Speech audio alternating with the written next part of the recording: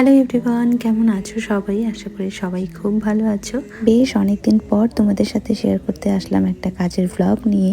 25 November ছিল আমার দুটো ব্রাইড, আর আমি ফার্স্ট লোকেশনের টাইমের মধ্যেই পৌঁছে যাই।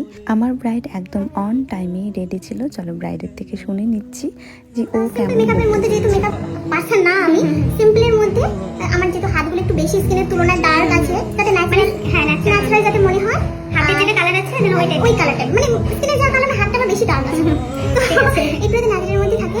আর কলকাতা সিম্পলের মধ্যে ওই রেড ভাবটা খুব কম থাকলে হবে। হোয়াইটের মানে তুমি হোয়াইটের মধ্যে চাইলে হোয়াইটটাই শুধু দিতে। হ্যাঁ, চুল নিয়ে চিন্তা আমার। চুল যদি সম্ভব হয় নর্মাল যেটা পাফ না করে হালকা যেটা ন্যাচারাল পাফ, যেহেতু আমার কোকড়া হেয়ার, ওটা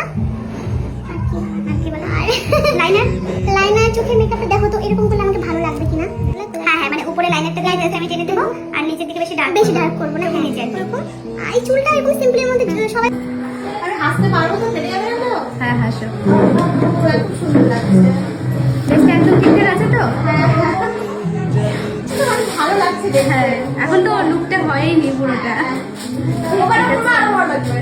আমার এই ব্রাইড যেহেতু একদম সেরকম মেকআপ পার্সন ছিল না, তো সেই হিসেবে ব্রাইডের খুব ভয় ছিল যে কেমন হবে, কিভাবে লুকটা ক্রিয়েট করব। তো ব্রাইডের একদম সিম্পল সাটেল একটা লুক পছন্দ ছিল। কিন্তু হিসেবেই ব্রাইড চেয়েছিল যেন আমার টোন চেঞ্জ না হয়। তোমরা প্রথমেই সেটা শুনেই নিলে, তো সেই হিসেবে আমি করার চেষ্টা করেছি। তোমরা অবশ্যই কিন্তু জানিও কেমন হয়েছে এই লুকটা। হয়তো লাইটের মধ্যে একটু বেশি মনে হচ্ছিল, কিন্তু আমি লাইট অফ করেও একদম লো লাইটেও ভিডিও আমি দিয়েছি। তোমরা আমার এই ব্রাইডের সাথে সেরকম কোনো কথা হয়নি, একবার আমাকে শুধু কল করেছিল। কল করাতে আমাকে বুকিং করে, আর বুকিং করার পর কিন্তু আমার সেরকম কোনো কথা হয়নি এই ব্রাইডের সাথে। একবারে বিয়ের দিনেই আমাদের দেখা দুজনের, কথা না বললেই না। ভীষণ মিষ্টি ছিল, মানে ভীষণ বলতে ভীষণই মিষ্টি কথাবার্তা। আমি যত বলবো তত হয়তো কম হবে। এখন যে মুকুটটা আমি সেট করছি, এই মুকুট কিন্তু ব্রাইড আমার নিজেই বানিয়েছে, খুব সুন্দর করে বানিয়েছে, একদম নিখুঁত কাজ। মনে হচ্ছে যে আগে থেকে হয়তো শিখেছি, কিন্তু না।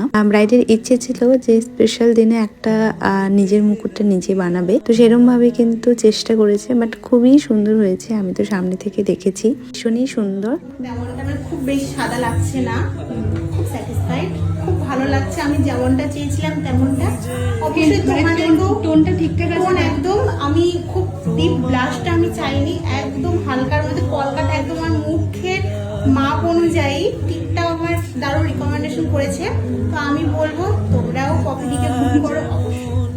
Thank you. আচ্ছা, এই যে তোমরা ভিডিওটা দেখতে পাচ্ছ, এটা একদম লো লাইটে একদম ভিডিও, তোমরা দেখতেই পাচ্ছ টোনটা। আর কাজের শেষে এরকম অক্লান্ত পরিশ্রমের পর যদি এরকম একটা ফিডব্যাক পাওয়া যায়, সত্যি মন ভরে যায়।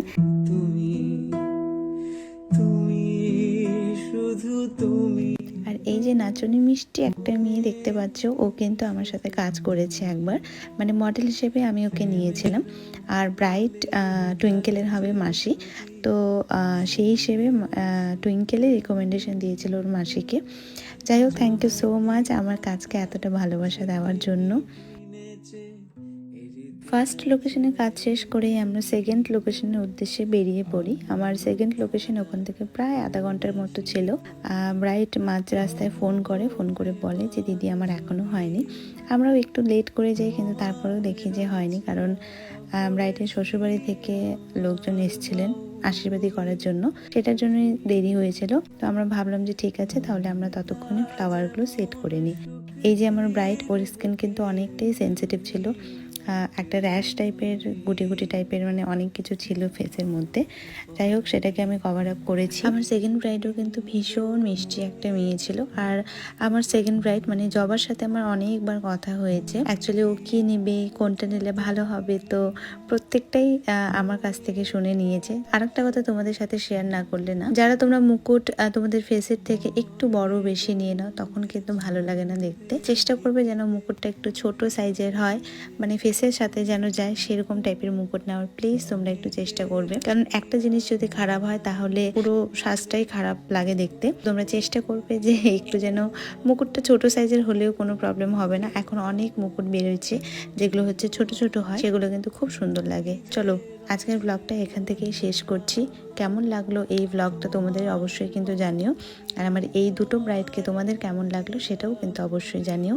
নেক্সট আবার ব্লগ নিয়ে তোমাদের সাথে চলে আসবো। শেয়ার না করে আমিও থাকতে পারি না, আমার ভীষণই ভালো লাগে তোমাদের সাথে শেয়ার করতে। আমার ব্লগ দেখতে তোমাদের কেমন লাগে সেটাও কিন্তু অবশ্যই জানিও। এই কোথা থেকে ভিডিও দেখো তোমরা সেটাও কিন্তু একটু আমাকে জানানোর চেষ্টা করবে। চলো সবাইকে টাটা, সবাই ভালো থেকো, সুস্থ থেকো, দেখা হচ্ছে আবার।